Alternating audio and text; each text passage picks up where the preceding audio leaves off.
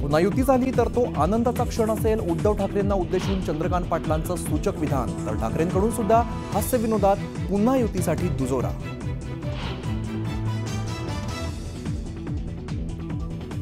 यापुढे उपोषणाची लढाई बंद। आता उपोषण थांबवणार, मात्र आरक्षणासाठी वेगळ्या मार्गाने आंदोलन करणार। मनोज जरांगेंची मोठी घोषणा।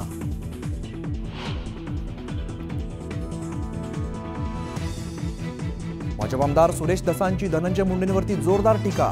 बीडचं पालकमंत्री पद भाड्याने दिल्याचा आरोप, तर काम न करता 73 कोटींची बोगस बिलं बनवल्याचा दावा।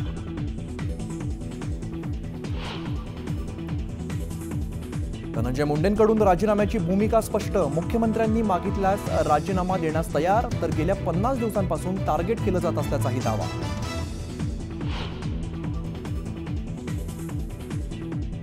येत्या निवडणुकीत ठाण्यात फक्त कमळ फुलवायचं म्हणत भाजपाचे गणेश नाईक भरवणार जनता दरबार। तर ठाणे हा आमचाच बालेकिल्ला, शिवसेनेचा दावा।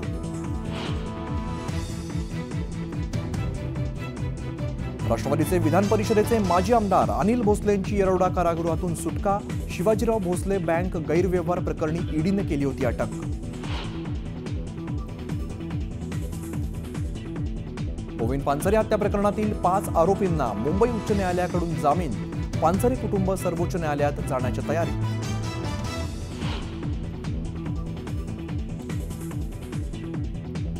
मुंबईतून 12 बांगलादेशींना पोलिसांकडून अटक। बांगलादेशचा पासपोर्ट असलेल्यांकडून भारताचं आधार आणि पॅन कार्ड ही जप्त।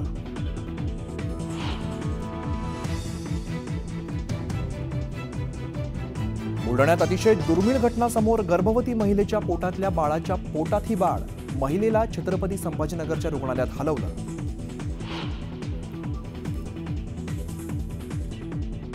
महाकुंभ मेळ्यात संगम तीरावरती चेंगराचेंगरी। 30 भाविकांचा मृत्यू, तर 60 जखमींवरती रुग्णालयात उपचार। मृतांच्या नातेवाईकांना 25 लाखांची मदत। तब्बल 9 कोटी भाविकांची गंगेत डुबकी।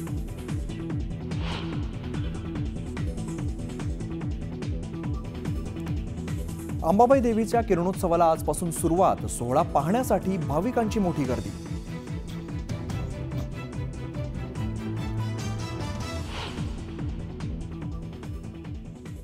नमस्कार, मी